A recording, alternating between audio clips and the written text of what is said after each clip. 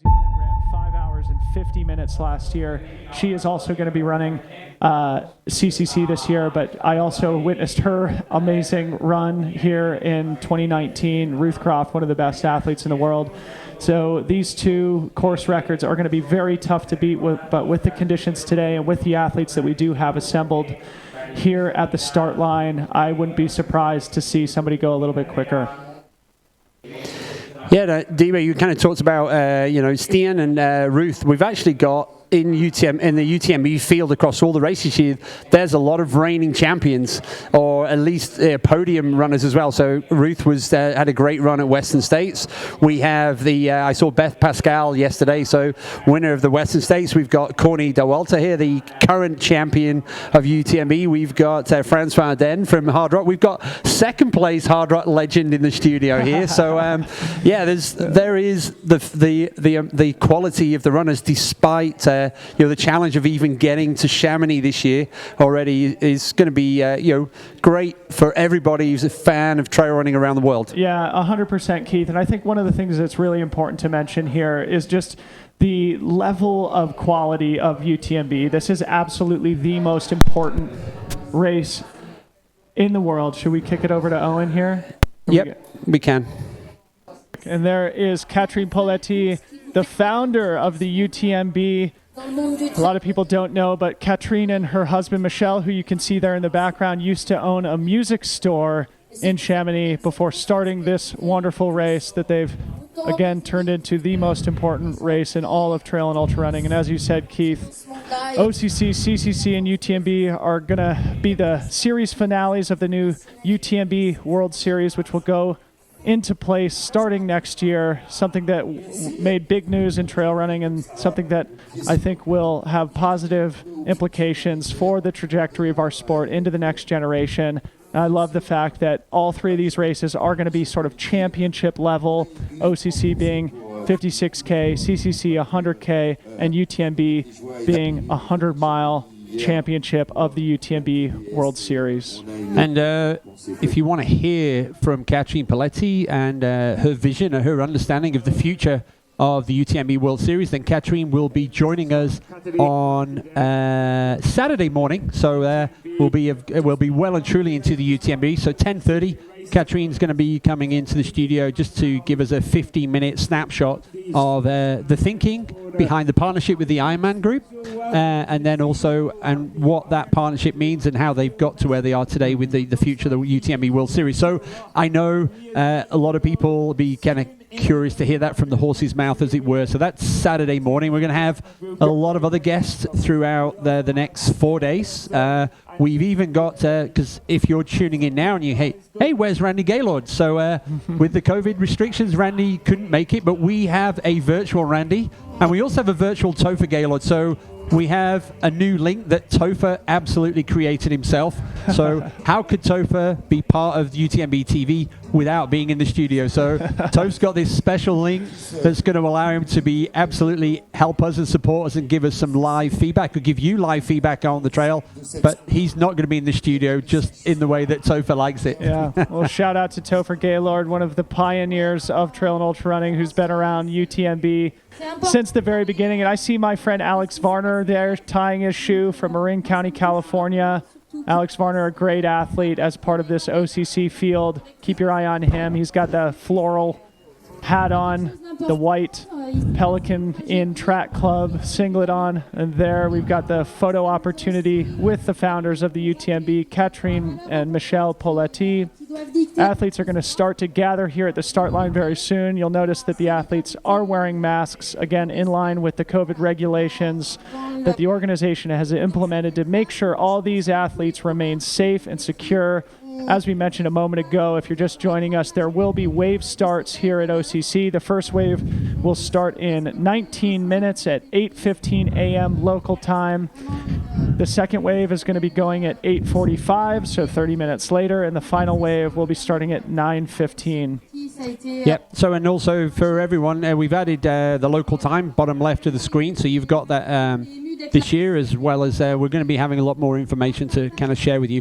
We're also one of the things that always happens at UTMB at the last minute, or what seems like the last minute, one or two of the runners kind of jump around, and all of a sudden they're not on the start line of this race, and they maybe have moved to the...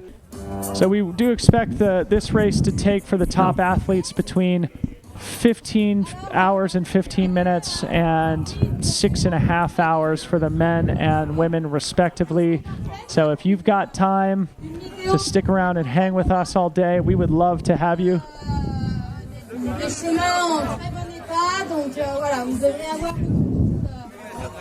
There you go, Deba. I feel way better now. I can actually hear the crowd. I was having some fun with my headset, so I was like, I could hear you, but I couldn't hear what was going on in Switzerland, so that's better now. There we go.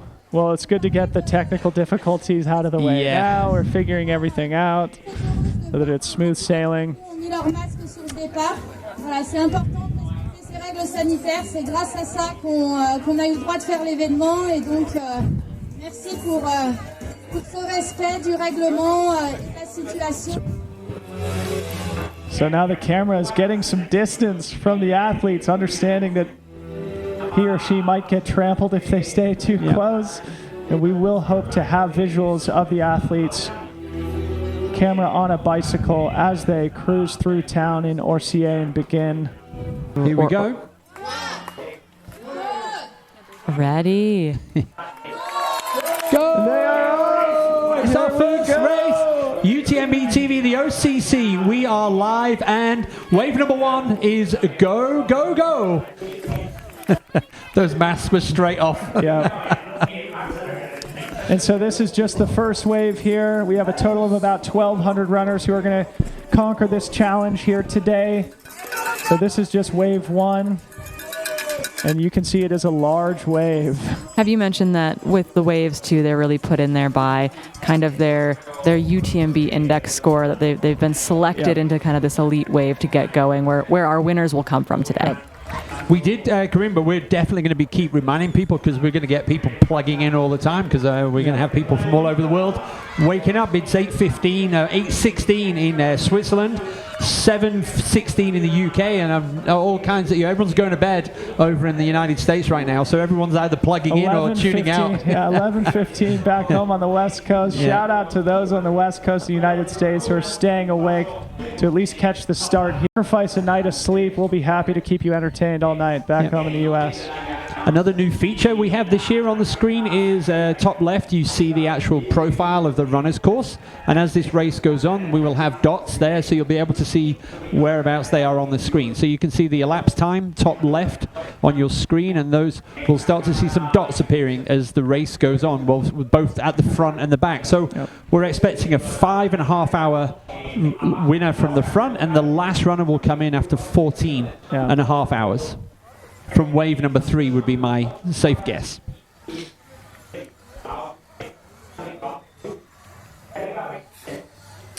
So here's the back of the pack here of the first wave. And the front of the pack on the left-hand side of your screen. They start with, looks like a pretty gradual downhill. I always detest that in races. I much prefer either flat or uphill to get the day started. And oftentimes it's a very fast start before we really get going, and that's bib number 6063 on our screen here, taking it out fast at the front. And that's a big smile.